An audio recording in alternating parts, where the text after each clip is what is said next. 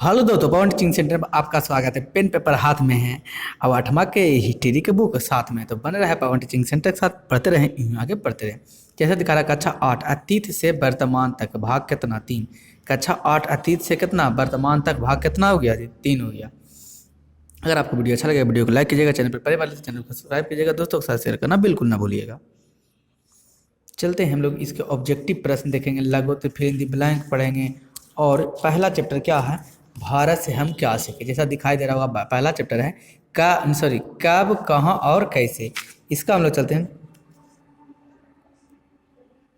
इसके हम लोग चलेंगे प्रश्न की ओर। Objective fill in the blank प्रश्न और ऑब्जेक्टिव प्रश्न क्या है। फिल इन दी ब्लैंक प्रश्न देखिए, जो देखिए क्वेश्चन आपको दिखाई देता होगा,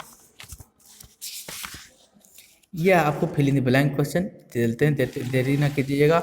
सही और गलत है, और यहाँ पर आइए विचार कीजिए। जिस पर प्रश्न है सारा यहाँ पर आपको जैसा दिखाई दे रहा होगा, सारा हम लोग यहाँ पर क्या किए हुए हैं, सब क्वेश्चन को यहाँ पर टाइपिंग करवा के दिया गया हुआ है।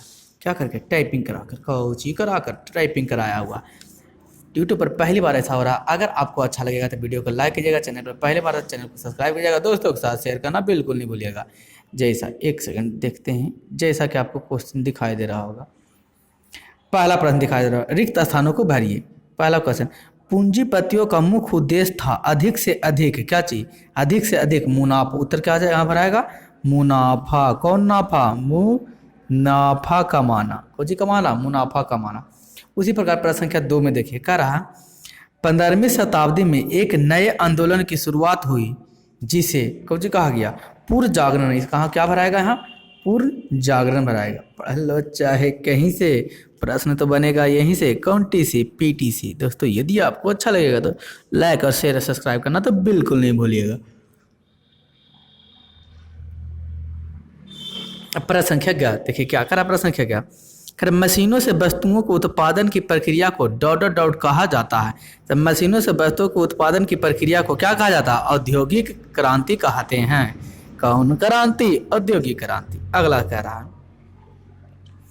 अगला क्या है जो देखिए, कह रहा है क्वेश्चन, डॉट में सरकारी दस्तावेज को सुरक्षित रखा जाता है। कौची में, अभिलेखागार में सरकारी दस्तावेज को सुरक्षित रखा जाता है। कौन देने योग्य बात, ध्यान देने योग्य बात, कौन लर है तो क्लियर है। अगला क्वेश्चन कह रहा है, सही क्वेश्चन और गलत क्वेश्चन को क्या कीजिएगा, बताने के लिए कहेगा। अगला क्वेश्चन है देखिए, अगला कह रहा है, समय के साथ देश के और राज्य को डॉट सीमाएं में परिवर्तित होते रहते हैं।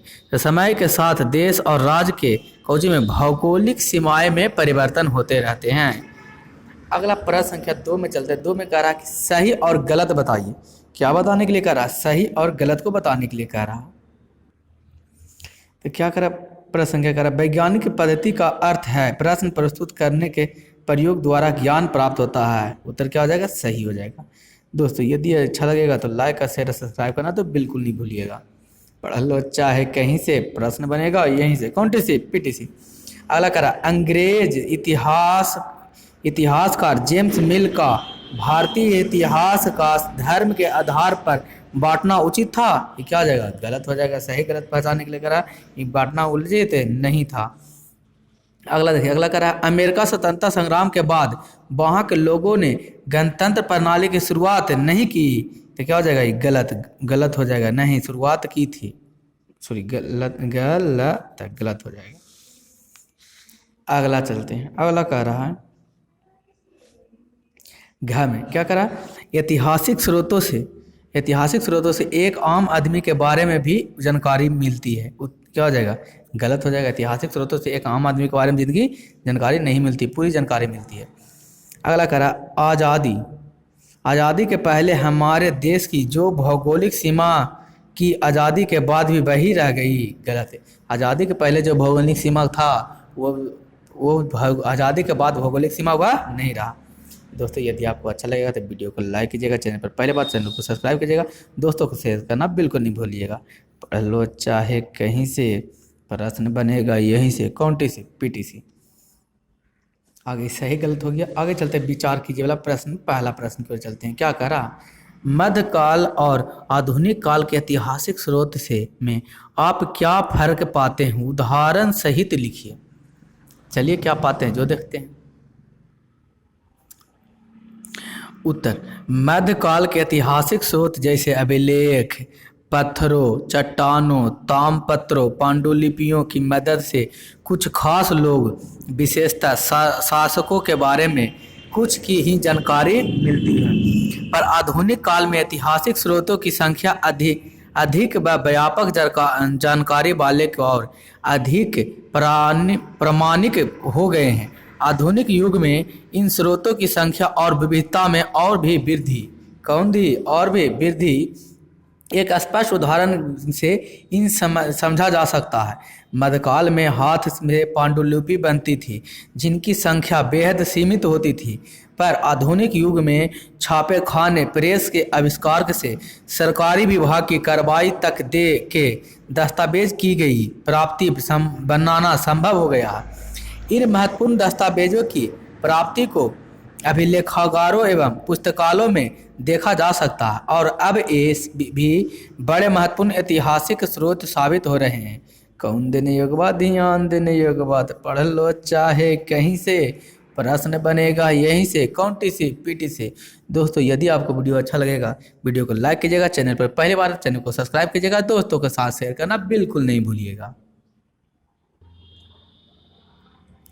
दूसरा प्रश्न करा, जेम्स मिल ने भारतीय इतिहासों को किस प्रकार कालखंड में बांटा, उससे आप क्या कहाँ तक सहमत है। उत्तर, 1817 ईस्वी में स्कॉटलैंड के अर्थशास्त्री, इतिहासकार और राजनीतिक दार्शनिक जेम्स मिल ने 3 खंडों में history of British India, British Bharat का इतिहास नामक एक पुस्तक लिखा। अपनी इस किताब में जेम्स मिल ने भारत के इतिहास को हिंदू मुस्लिम और ब्रिटिश के इन 3 कालखंडों में बांटा है। यह विभाजन इस विचार पर आधारित था कि शासकों का धर्म ही एकमात्र महत्वपूर्ण ऐतिहासिक परिवर्तन होता है।